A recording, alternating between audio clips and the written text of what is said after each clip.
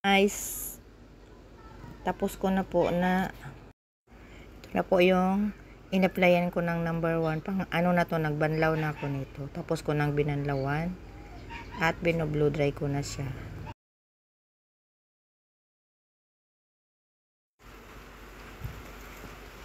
At tingnan nyo guys itong buhok niya, diba walang damage. Ganun lang ang technique guys. Pagkatapos ko nito blow dry, ipaplansa ko siya. Pagkatapos plansa, kukulayan ko siya. Pagkasunod naman kulayan, i-highlights ko siya.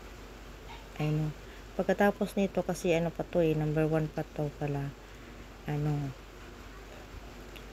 Ipaplansa ko to, tapos ipaplansa, i-apply ko ng number 2 na pangribahan. Pagkatapos lalagyan ko ng kulay. Tingnan nyo guys kasi may part 3 pa tayo, part 3. Tingnan nyo hanggang matapos ang aking videos. Paki-like and subscribe na rin guys. Thank you very much sa maraming salamat sa nagsubaybay ng aking YouTube channel.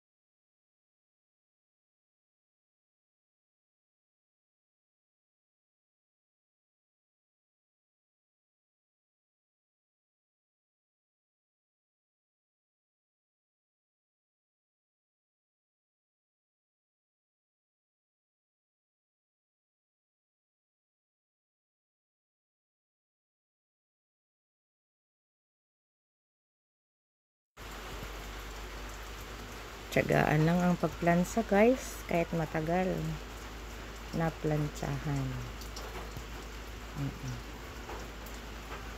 Umabot ako ng 1 oras kalahating plansa guys. Na-concentrate ko lang talaga ang bandang roots banda, at yun ang bagong tubo niya. Pagdating na ng baba, hindi na masyado kasi maluluto yan pag sobrang plansa.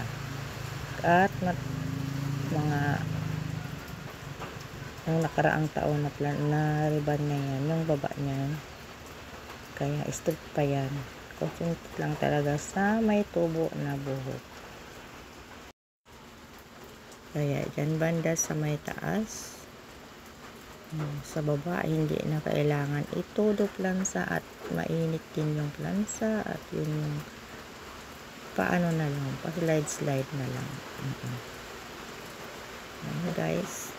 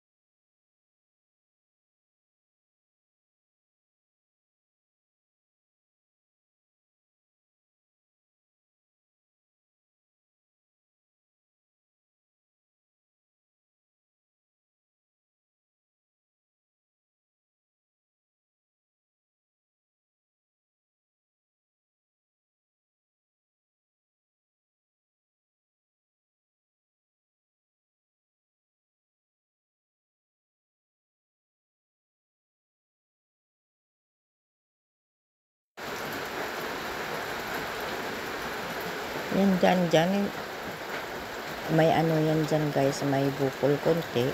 Pero nadala naman sa plancha. Basta ayusin lang pagplansa. Nung natapos ko, hindi na nakikita yung bukol konti. Kaya,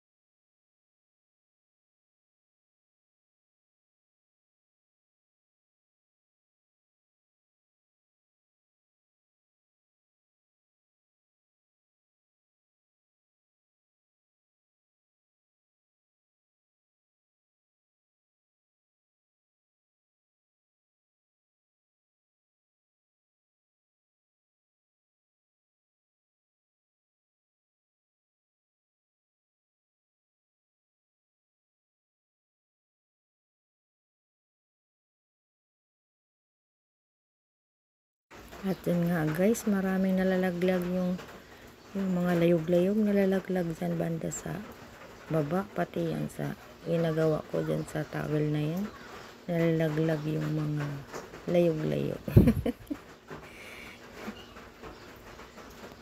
Kaya pinapagpag ko at ang dami talaga, kala mo puto ba nalalaglag. Yung mga itim na layog-layog na maliliit, yung may lipad-lipad na maliliit na kulay itim. Doon ang dami kasi inaano nila yung ilaw. Nasa ibabaw lang namin yung ilaw, kaya ganun.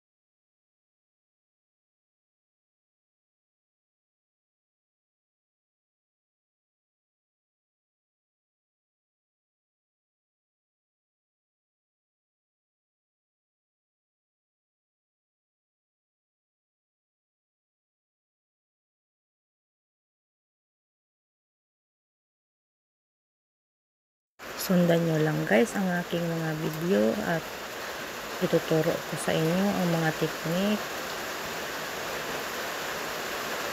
at hindi masayang ang inyong oras at pwede nyo kayong kumikita katulad ko guys ng kahit nasa bahay lang. Kahit nasa bahay lang pwede nyo lang pupuntahan, kikita kayo ng hindi kayo asa sa asawa nang kumikita ng sariling pera.